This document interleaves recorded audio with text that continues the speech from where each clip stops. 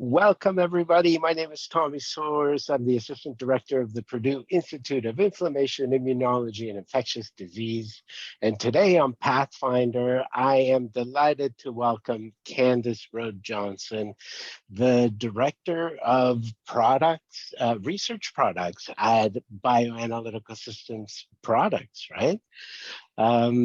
Candace, welcome to the show. Thank you so much for coming to talk to us, to give us a little glimpse of you and your background and all the success you've been having as you've been directing and being part of this company. So welcome and thanks again. Yeah, thanks. Thanks for having me. I'm pretty excited to be here, actually. Awesome. We're happy and very excited to have you on because we're curious about, what you do and what is this job that you have here at Bioanalytical Systems Products, and what is it that got you there. So maybe we can start with your background. Why don't you tell us a little bit about that, and then Sure. we can get into your journey. Yeah, so I think there's a lot of places I could start, but maybe the place that got me on this path was in school. So I studied biological anthropology, not necessarily knowing what I wanted to do with that, but kind of tried out a few different things, and that's where I ended. And it kind of combined together human behavior and why humans behave the way they do based on evolutionary and genetic background. So kind of equal parts looking at anthropology and looking at genetics, evolution. And it was, for a lot of people, it was a pre-med degree. Right, not for me. I didn't want to do that, but pretty heavy coursework because of that. And where was that? Was that here in Indiana? No, I'm from Michigan originally, so it's from University of Michigan is where I went. Okay. Yeah, don't hold it against me. No, not at all. Yeah, and then like many young college graduates, I did not know what I wanted to do next. And so I was also looking for that opportunity and tried a few things, but ultimately moved to this area and found it was Bioanalytical Systems. We shortened it to BASI. Technically, we are just a division now within Initiv. So a lot of name changes over that time. But yeah, we continue in this group to be called, we call it BASI Research Products. Okay. When I started here, I started in a different part of the company, but I worked with instruments that we made, but that we also used for customer studies. And so I got to be a bit of an expert on the things you needed to know and do on those systems. And that's what started my career. So I started very low level, like my job included mopping floors. Yeah. That's not a joke. Yeah, so part-time, and I did cleaning and I did organization stuff, and I kept seeing things that I thought could be better. And so that kind of took me to the next step and the next step. So I became a technician in the lab, and kind of the next level technician. And then somebody was like, well, actually at the time, we had a team that both did the work, and then when we sold the instruments to customers out there in the world, we would go and teach them how to use it. So I started going on those training trips, and then somebody thought, well, she knows what she's talking about and she smiles occasionally, so maybe she should move into sales. Okay. Yeah. So I don't know if that's what they thought. That's just the story I tell, of course, but I wasn't so sure. I didn't think I wanted to move into sales. I thought, that's yucky. Who wants to do sales? Like, nobody trusts those people. But I also didn't necessarily want to work in the lab forever. And so I thought, well, okay, in the best case, it works great and I love it. And in the worst case, I don't like it and it looks good on my resume. So, let's give it a try. And it turned out that I loved it. Because for me and for us here, the sales process is really about helping people, right? You're helping them learn how to use the system, how to put it into action, how to get better data from it, how to improve their science overall. and how get drugs to market. And that's exciting. Like it's exciting to help people and to kind of, see that pathway. So That is so interesting, and what I mean, what a journey to have taken it all the way through. And I just want to say how commendable of you to have the uh, uh, not only the ambition, but the courage and the willingness to do the hard work, and also how encouraging for all of us to observe you and say, my gosh, look, she had the conviction and she trusted herself that she could do it even if it was hard work, and look at where you've made it so far. So congratulations, Candace, this is awesome. And thanks. what a I'm what I blushing. well, but it's such a wonderful story that I think our the audience here is going to be very attentive, because it is about the persistence, and it is about your hard work and your antennas. You were looking Yeah. for ways to improve, and ways not only to improve yourself but improve the company along the way. So what's admirable is that you took ownership of it as if it was your company that you were helping out, which was your company that you were Yeah. helping. I mean, it felt that way to me for sure. When you go out there as a representative, uh, for me, I think a pretty strong sense of personal responsibility. And so like when I went out there to sell something, I wouldn't have been able to sell just anything.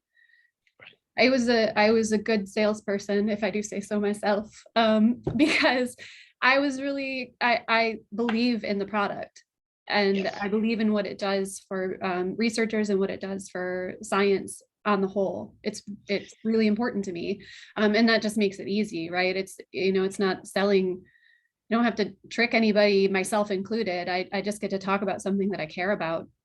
yes, But yeah, there's been interesting steps along the way. And then actually, I don't do sales technically now. I am the director for this division. So there's yet another step. And my job these days is that I oversee everything related to our products team. So I oversee all of the production and manufacturing, the engineers, the sales, the client support, for our products, which, I took all of that stuff that I learned along the way and I can kind of roll it in there, which is cool. fantastic.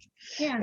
And BASI research products is it doesn't, it makes it sound like it's only research products, but as far as I know and I understand too, it's uh, instruments and products that help us to do more efficient clinical trials. They help us answer biological and human health related questions in a more accurate way, in a timely way. I mean, these are all like very sophisticated products, and having been part of that whole process of making them and then going on to selling them, you must know these things inside and out. And maybe that's what makes you such a great salesman, salesperson, saleswoman Yeah. for this particular product. Tell us a little bit about that. How was that transition from being in the lab and understanding the limitations of the instrumentation to actually being out there and helping people superate or overcome those limitations and teaching them? Yeah, I think that part was maybe the easiest for me because I had hands-on, right? I had run the studies myself. I knew kind of the ins and outs of things.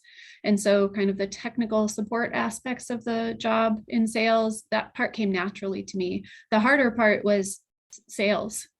Was, learning how to find leads and how to follow through with them and how to show up and give a presentation that they cared about, right? Because you can go and give a nice presentation, but if it's off topic for what the customer needs or totally different from what they expect, you're not going to get anywhere. You're going to waste everybody's time. So I think that was the harder part for me, was like shifting over to that kind of thinking, like thinking about how to distill the message that we had into something that was meaningful to customers, and how to make sure that I was willing to ask questions of them at every point during the process, before, during, after the sale, to make sure that I actually understood what they wanted and didn't just assume that I knew what they wanted. So I So, think that's and a how part of did you it. do that? How can you tell us a little bit of a few of the techniques that you think had helped you, or, if somebody here wanted to go into sales, having the knowledge that they have in the sciences that they're doing grad school or whatever it is that they're doing, what are some of those suggestions that you would have for them? Yeah, I think one of the first things that's a hard habit to shake is that when you're in academia or just in science in general, you're used to lecturing. That's I'm just going to use that term. Not, I don't mean like standing in front of a classroom. I mean like saying, this is what I'm working on and here's why, and I'm going to kind of tell you all of it. Yes.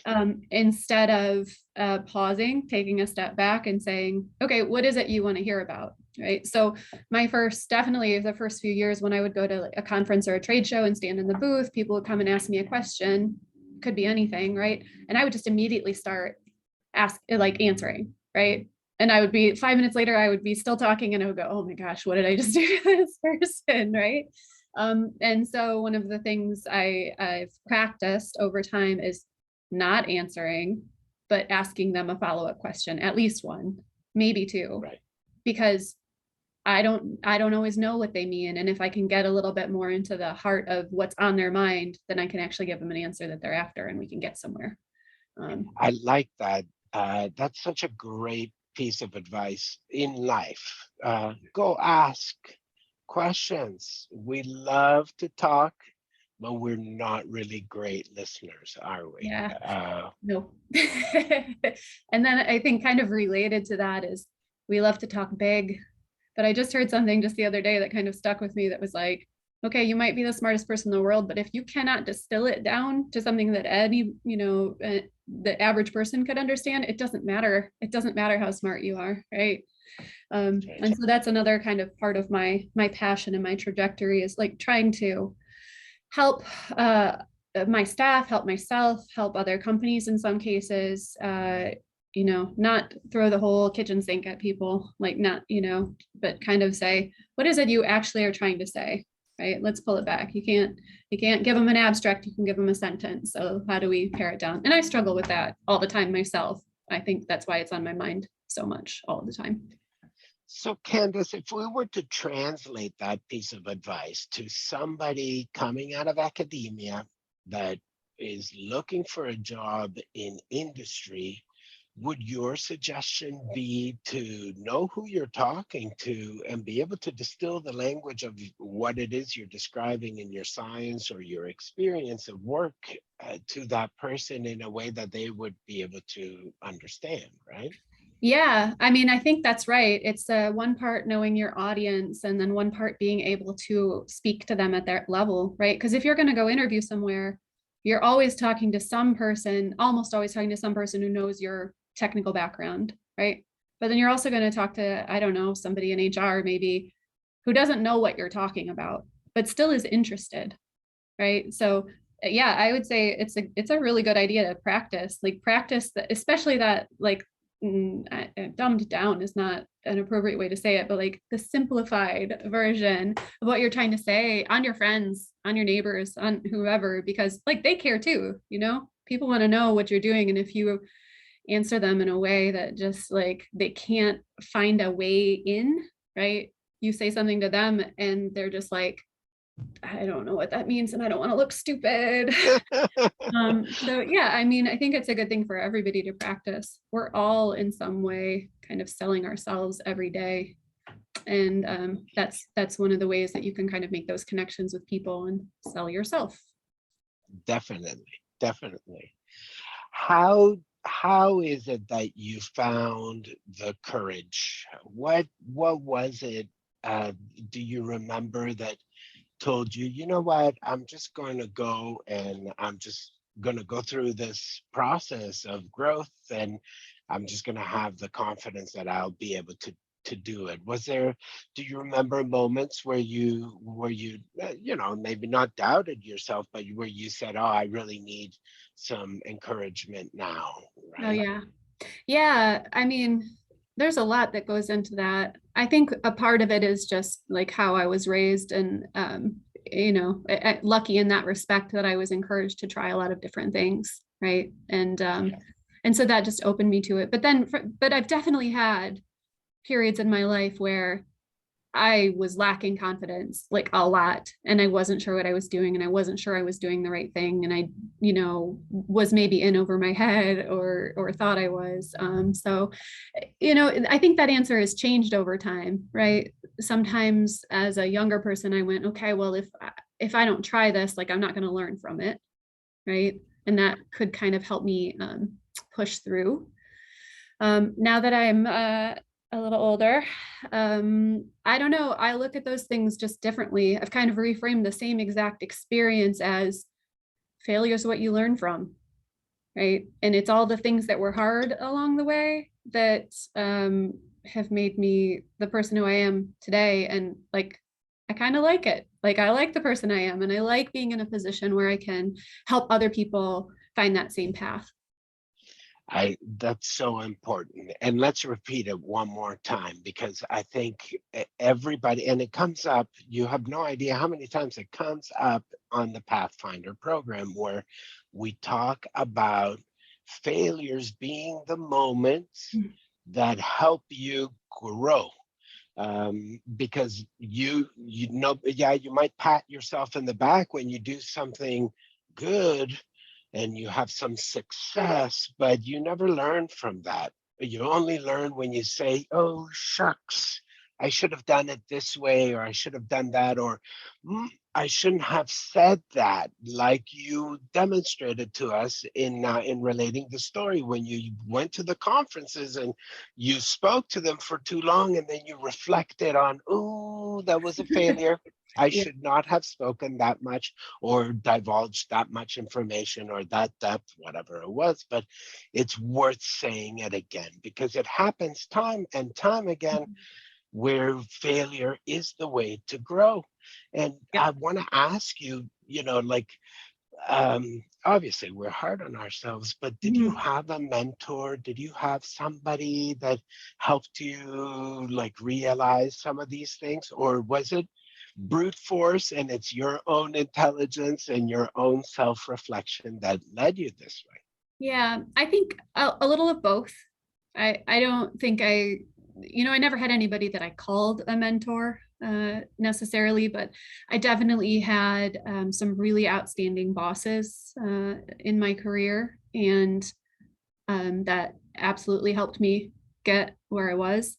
I also, interestingly, had a situation one time, kind of when I was new in sales, and I went to the like our company-wide sales meeting the first time. We had a new person, and she pulled me aside kind of halfway in between, and she was like, I came from somewhere where we had mentorship, and I think that would be really good for you. And I was kind of, I'll be honest, I didn't know her that well, and I was kind of like, that's weird. Like, I don't know if I want you to be my mentor.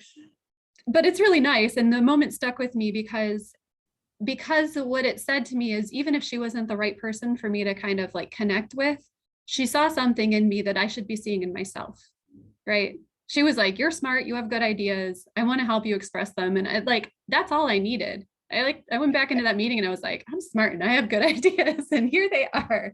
um, so yeah, I don't know, I think it's being open to that stuff and being willing to internalize it, and then try to put it to use. But like, I also know I have bad ideas and sometimes I don't know stuff, and so that it's got to find that balance of feeling like, as long as you're open to trying it, that you can make some progress, and you're not always going to have a win, but you're sometimes going to have a win, and that's a good way to look at the world. You just keep trying.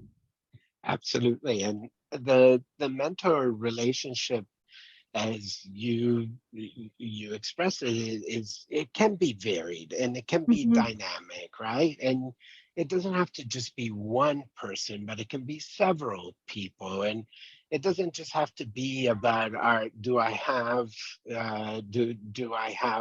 somebody who supports me or is, steering me in the right direction. But as you said, like, we need to have a check on our ideas, because our ideas are based on our perspective and our perception. And we always think we have great ideas. And we need somebody there to say, well, have you considered this also? Yep. And to realize that your idea is not always right, or you didn't perceive the situation correctly, right? So Yep. having people around you that can at least help you be true to Yeah. yourself, right? But I think also just being open to that. That's another thing I've gotten better at. When people tell me I'm wrong, I don't take it so much to heart now. I'm like, yeah, cool. Thank you. I mean, usually momentarily I'm like, ouch, like, Yes, come on, man. But yeah, then when I think about it, I'm like, you know what? You were right. Like, I can, totally. but I couldn't handle that stuff so well when I was first getting started. But I think it's a good thing to keep in mind that that feedback is an opportunity to get better. And I guess I'd also say on the topic of, I said I had good bosses along the way that kind of mirrored good things, but I had bad ones too. No names. But what I learned from them was how not to behave, right? Like how Right. I didn't want to do things for myself Yes, and my team. And I think that's equally important. There's always lessons to be learned. definitely, definitely. And are there things that you do to get your team in accord, or things that you do for training that you say, look, if you're going to go from an academic setting to an industry type setting, this is really what you need to think about, or this is where I need you to be? Yeah. So for us, um, it's a little bit more of nudges, right? Because what happens for my team is that we're often hiring somebody from academia into a sales or a product manager role because they're subject matter experts on the thing we're trying to sell, right? And so I don't expect that when they come on, they'll be ready to just, go out and face the world. So it's kind of like little pieces, right? Like little reminders. Um, and yeah, I wish we had a little bit better structure to that kind of training program, but it's really done more through like the training and support and going on site and giving feedback and just having those conversations about this is what we want to try to do and making sure that everybody understands all the aspects of how that impacts the business, right? Yeah, Because we can't just focus on the science. That's at the core of what we do, but you can't just like make things without thinking about exactly how that impacts the customer and how they're going to use it, and can we actually make it, and can we actually sell it, and can we actually make money on it, and can it sustain a business, and will it help us grow, right? Those are all like all of that and more is what comes into yes. it. And so it's kind of like small pieces of that along the way. I think you were That's hoping a for a more specific answer than that. no, no, because you just essentially painted the picture that I'm hoping people who are interested in going into industry and really contributing to a company, to the growth of a company, and contributing to the betterment of humanity, if you want, because the products that you're delivering are helping people and are touching people's lives directly. So, but it does take a big continuum that might start with the science, but there's a lot that needs to be taken into effect or into consideration for it to move.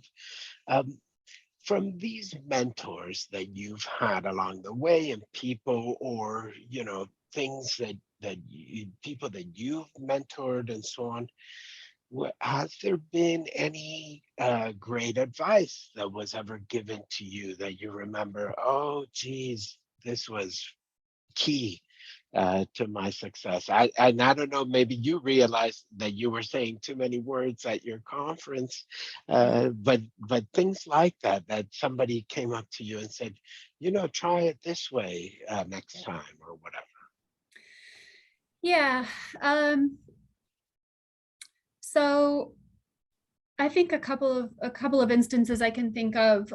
One was just my boss who kind of did what I was just talking about there, which is like I came into his office and I had like a really like strong feeling about something that was happening, right? And I felt so sure of myself that like this is the way it had to be, and I can't believe anybody can see it any other way, and like why aren't they helping me with this? And he just kind of was like, okay, you have to pause and you have to think about it from their point of view, right?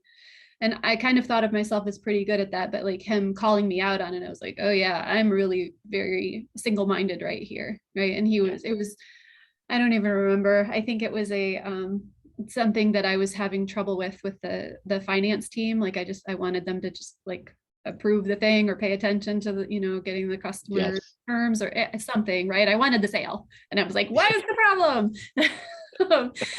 um, yeah, and he was like, okay, think about what they're going through, right? Like and that was a single instance, but it was indicative of kind of how he looked at the world and how I've tried to look at it now too. And I try to emulate that with my team, because I manage salespeople now, and sometimes they also want to make the sale, and I'm like, Yeah. okay, me too, right?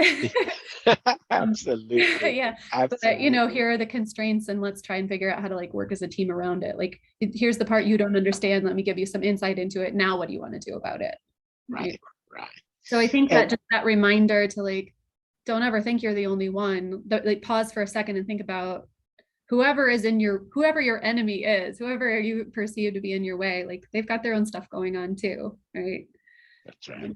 Yeah. That's right. And we are easy to assume what's going on in their world and why they're not compliant to what we want them to do Yeah. for us, Yeah. right? Yeah. Yeah. Exactly. But it's also important, as you said, you need to be considerate of the other people. And I know that in academia, it's people's own PhD project, it's my own thesis, it's my paper. And it seems like in industry, it's more interdependent, people working much closer with each other and depending on each other to succeed in their job. Is that it? Do we have Yeah. the right picture there? I would say that's pretty fair, and it's a pretty big ask to ask some people that have studied on their own PhD, their own advancement for quite some time, to kind of shift that focus. But yeah, ultimately, teams are what make success, right? Yeah. The company can have the right culture and practices and training in place, but that can all fall apart at the level of a team that can't work together, right? Yeah. And it's pretty rare, even in a small group like ours. It's pretty rare to come in and just be able to like do something on your own, right? You're always going to have to get buy-in from the people around you. And so, do you remember the time when you were in the lab working with the instrumentation? And do you think that because you still have that working knowledge, that it has made you much more effective of building a team now that is also thinking of sales, thinking of other pieces that are making the lab operation more streamlined to help the company? Yeah, I do think that the hands-on experience that I had does give me a better understanding of how all of that has to come together to support the customer. But I don't think that's absolutely necessary. I think it was kind of necessary for me and my path to experience that and feel like the confidence to move to those next steps. But I have members of my team that we've hired in and that have learned to use the products in a way that they can support customers, but never worked in the lab, but still have that understanding, right? So I think there's value in having kind of worked from the ground up. And I think that's it can be hard to swallow. Like, I said the first thing I did was included mopping floors. I spent a lot of time during that job going, okay, like why I have student loans, right? Like, and I didn't really get them so I could mop floors. And so it was kind of hard for me, but I also was looking at what's next, right? I was trying to see what the opportunities were and how to still contribute and how to be a part of that team. Right. And I think that's harder to do the higher education you have, because there's, I don't know, there's like, it seems to me, I will admit I'm an outsider, right? I didn't get an advanced degree. I learned most of what I did in the workplace, right? Yep. But we work with a lot of academic labs, and the thing that I've seen is that you're you spend so much time focusing on getting like better and better and better in an area of specialization, which is amazing, but it's maybe a little bit to the detriment of like the overall experience, right? And so I think that you end up, sometimes it depends on the situation and the person, but you can come out of that and kind of have missed some of those steps along the way, right? Sure. Or be expected. Sometimes people get hired in with a PhD and are expected to manage a team, and you might have never really managed anybody before. Like that's a huge jump. That's a Yeah. huge jump, right? Yes. Um, Absolutely. Absolutely. So yeah. tell us a little bit about this team management. What could we expect if we get hired, let's say as a scientist into BASI research products? What can we anticipate in terms of like you would have immediate responsibilities for managing people, or does that come along as you gain experience and you start showing your qualities in the lab? Yeah, I think that's more of a personal decision of me, but I would be hesitant to put somebody in charge of people without them having some experience, right? So in general, I would be looking for somebody that has that technical know-how, and then be able to kind of prove themselves on projects and processes, and show that they have that level of teamwork and they can work, amongst the different groups that are required here. and Yeah. then and then we would start to segue them into management of people. um, And is that up to the individual? Do they have to come up to you and say, Candace, I would like to manage people. I would like to take on more responsibilities? Or does that typically come up during an annual review where their superiors are, looking at their performance and are saying, yeah, okay, well, now it looks like you might be able to take on more responsibility? yeah, for me it can be either, right? We have a fair amount of flexibility here, as you might be able to tell from kind of my story. And I like to extend that to my team. So if somebody comes to me and says they want more, I hear them, right? I might not always agree with exactly what more they want, but we try to find a path to at least explore that. And sometimes they are ready and we can make a change, right? But it can go the other ways as well. And within our team, we do have actually, we just changed, we do monthly review sessions, Mhm. which might sound like a lot to some people, but we found that it kind of helps everybody stay on the same page and stay aligned with the goals and values.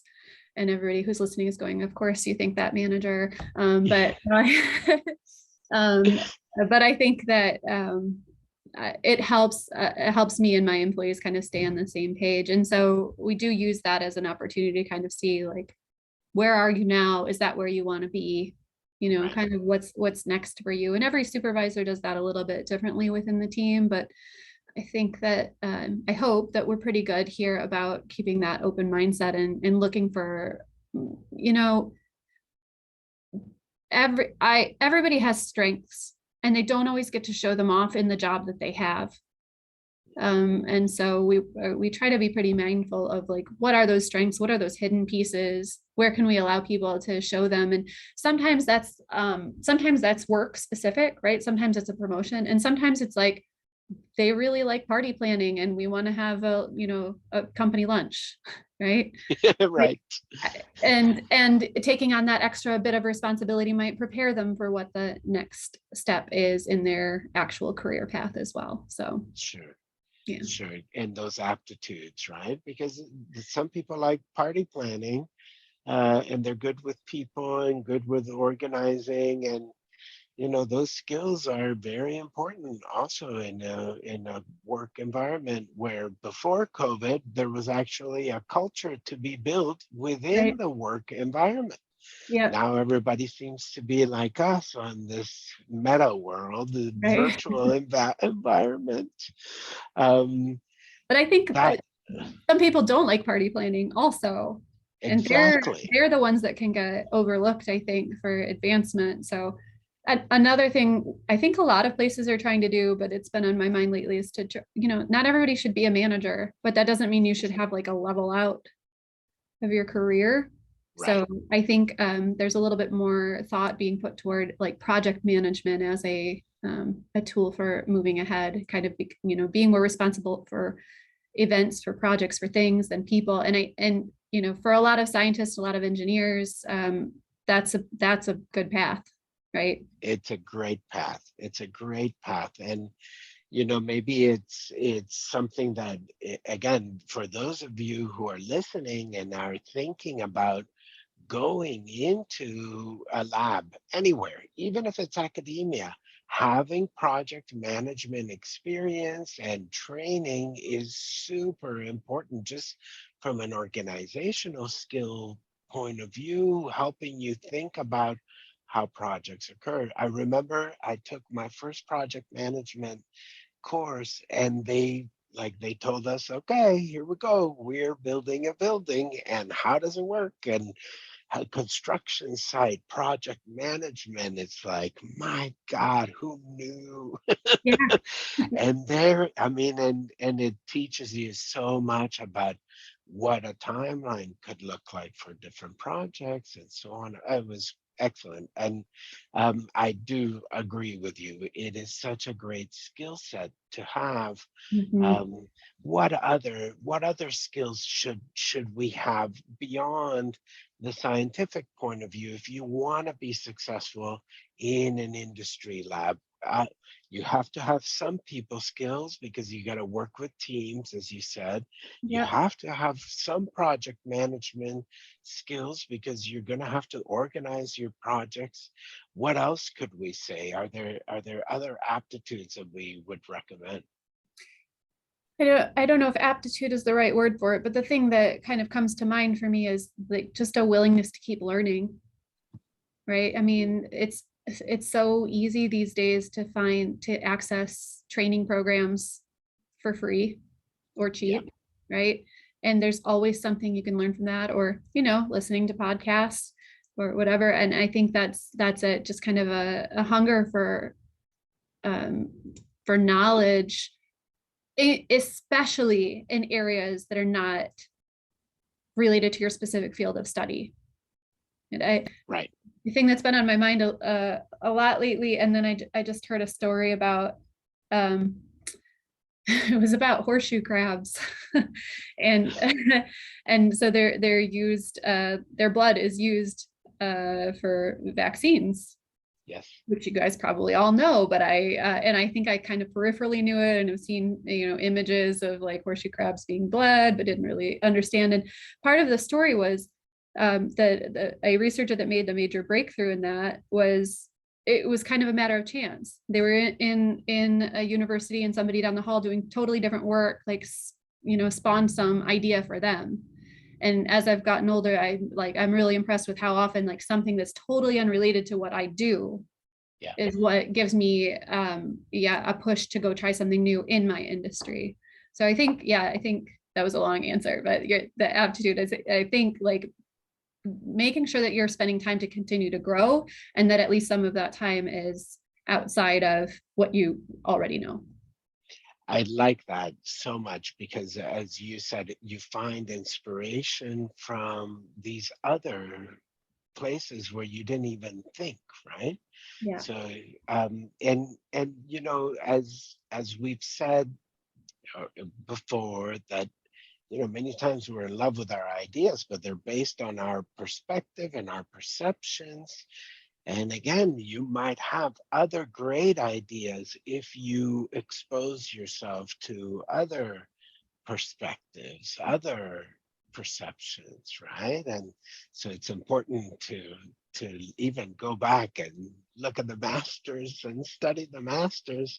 I know it's easy with podcasts and so on to listen to contemporary people, and but there's probably a few pretty good thinkers that have been left behind in the libraries Yep. that, that we could probably tap into.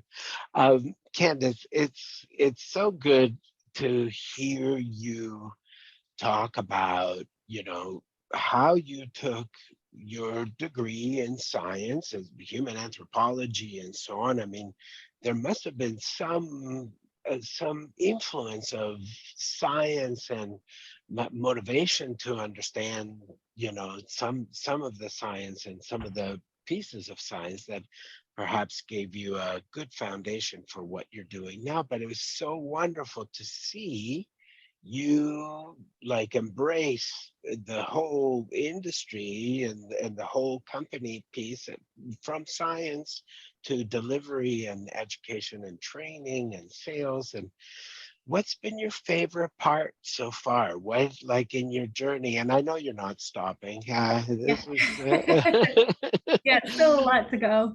yeah. I sometimes joke these days that I'm in the self-help phase of my life. Like I don't that's I'm more open to ideas now and to like thinking about how I would articulate those ideas and like what's the legacy I'm going to leave behind. That's just I think a natural part of getting to the age that I am. Um, yeah, so it's something that I think about quite a bit these days, and um, hmm,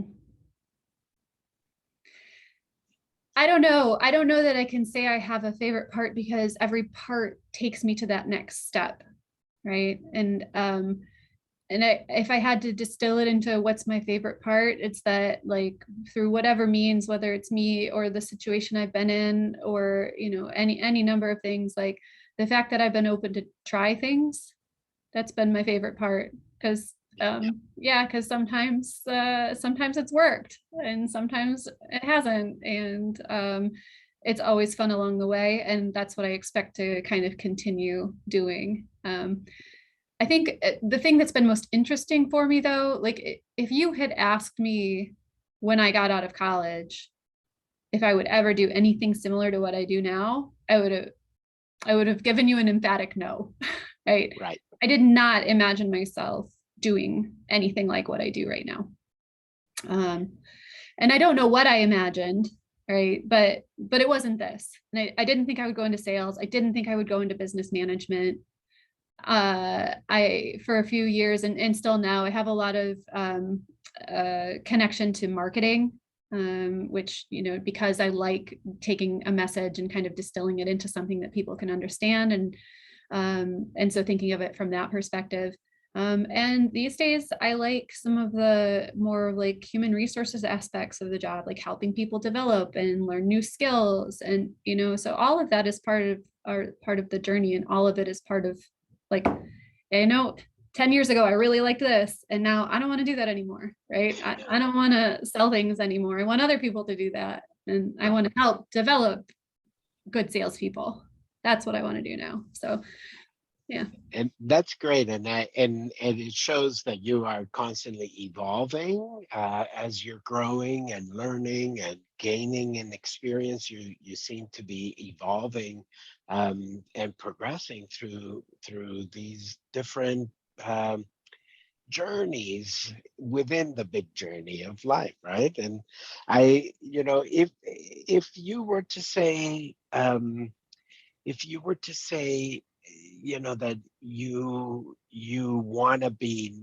you want to leave some kind of a legacy, as you said, what would that be? What would be the one thing that you would say to somebody if they wanted to learn from your experience?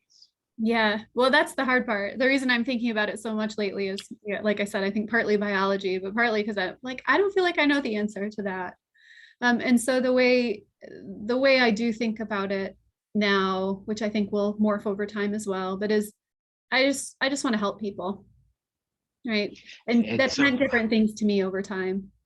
But And how can we, so then if we want to help people, and how can we encourage them to stick with it like you've done? I mean, there's something to be said about, company loyalty. You've been there for so many years, Candace. How many years?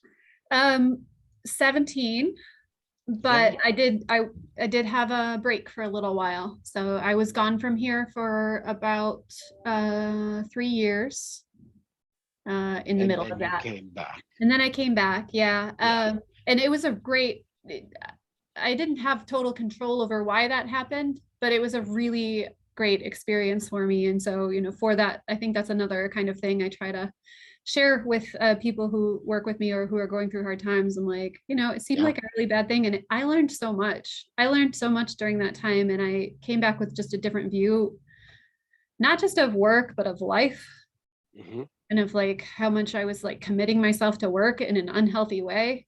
And so it was like Yes. a kind of a way for me to step away from that and learn what I really wanted. Get a But little bit yeah, more balance. yeah. But I came back because like I feel I love it here. Like I feel strongly about what we do and the people that I do it with, and there's a sense of passion throughout the team, Yes. and there was some of that at the other company I went to, but it was in a different way. It was in a different direction, and it made me more appreciative of what was here. And so I think one kind of looking at things that look bad and saying, well, maybe it's not the worst thing that happened, right? Because for a minute there, it felt like it to me. But also like, kind of taking that learning experience and not being afraid to come back and try something again. Yeah. Again, great words of encouragement for people who are kind of timid about trying new experiences, right? And about leaping into something new Yeah. I that mean, it's they might scary. not. It is pretty scary, Yeah. isn't it? Yeah. But at the end, I mean, you've gained so much from taking that so-called risk, which at the end, was it a big risk that you took? No. No, I mean, that's it, right? You look back at it and you're like, well, that wasn't really a big deal. Like, it felt like it was like destroying my world at the time. Yes. And then you're kind of like, yeah, okay, that's fine. That happened as well. Definitely, definitely. And I think like many of us, we go, you know, as I said, evolving and growing, but not really knowing necessarily what are we going to be doing? What's the career outcome? And as you said, 10 years ago, you would have never thought that you'd be doing what you're doing now. Nope. And you didn't necessarily have this in the plans. And that's good to know, because it means that you don't need to know to be a successful director like you have become. Yeah. Um, right. And that's Yeah. encouraging. Yeah. I think I used to be so jealous of like kids in high school or in college that like knew what they wanted to do. Right. They were like, this is what I'm gonna be, and I have this plan. And I was like, God, they really have it together. And now I'm like, yeah. I mean, No, that's cool. It's cool if it works for you, but I don't think it does for most people. right, Um, and I think right. even if you think it does, like at some point your personality or your experiences are going to evolve you to a point where it might not be a good fit for you anymore. And if you really like married yourself to that, for a big part of your life, it's even harder to extricate yourself from it. Yeah. So, yeah. I will say this. We are living in a time, especially now as COVID has transpired and is continuing, but we're living in a time where people are moving from job to job to job to job. Yeah.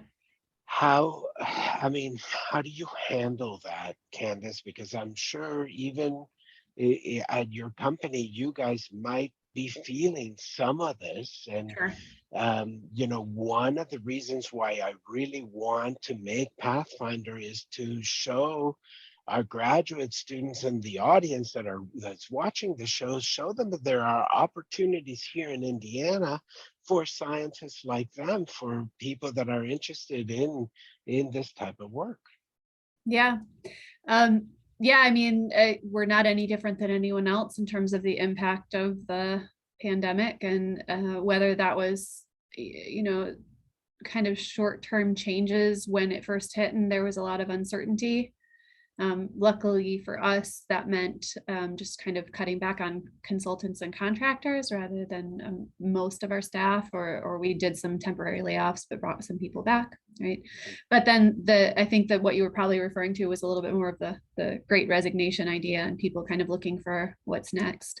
And we definitely had that. Yeah, this time last year, I had a pretty major position that opened up, and about 2 months after that had another one that yeah, they were painful, right? Yeah. And I feel fortunate that there wasn't more than that, and did feel like we did some things together as a team, trying to work through the uncertainty of the pandemic and keeping people involved and keeping people engaged and just building our team and our culture, that I hope helped with some of that.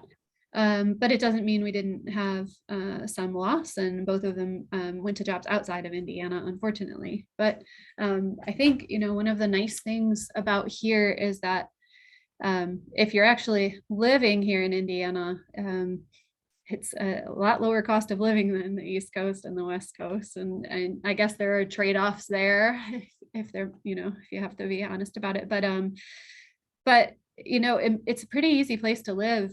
And then here, I think the thing we have going for us is that the entire team is filled with passion. Yeah. And I know that's not an Indiana thing. I know that's not even a necessarily like corporate wide thing, although I think we do pretty well at that as a company overall as well. But like, I think that there's always a place, right? There's always a place for you. And like, it might not be this place. It might not be, you know, the next one you interview to. But like, there are different cultures and different opportunities everywhere. And I think it's just as important to find the thing that fulfills you, like professionally, you know, and in your field of study, as what fulfills you in terms of, you know, your feeling a member of the team and your aspirations. And so even though the losses that I had last year were very hard, like I also am very excited for the opportunities that those people took and the things that they got to do that are different, and the people that I've been able to hire in the meantime, you know, since that change, and now the direction we're going that's different because of that, right? Right. And so yeah, I guess it's the constant theme for me is like even the hard things can be good, right? Yeah. Well, only good things come when we work hard at them. Yeah, Doesn't it seem like that? The yeah. easy things, they're not worth it. Easy, I mean, but only. you know, I'm happy to have some easy days here and there. Like, that's okay. I agree. I agree. Especially because there is such a like really Indiana is like a hotbed for and so many companies in the life sciences like you guys, and it's exciting to see this growth because it's exciting to be part of the growth. It's exciting to hear it from you as well, and hear that you know your team is motivated is like awesome. That's great. And it seems that you know when people are motivated, it means that they're happy people and that they like their lives for the most part, I hope, you Yeah, I mean, know. I hope so too. It's what we're trying to achieve. But yeah, it's, you know, it's also a place that we're a small team, and so there's pressure as well, right? There's nowhere to hide. You got to show up and you've got to do your job.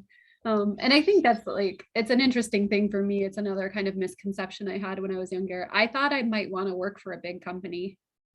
And there definitely are benefits for that. Like, you know, working for a huge company gives you access to like, yeah, different training and different career opportunities. And that's great. Like, I think it's really important. But there's also something to be said for like when there's an issue, you can walk down the hall and talk to somebody about it Yeah. at a small Yeah. company.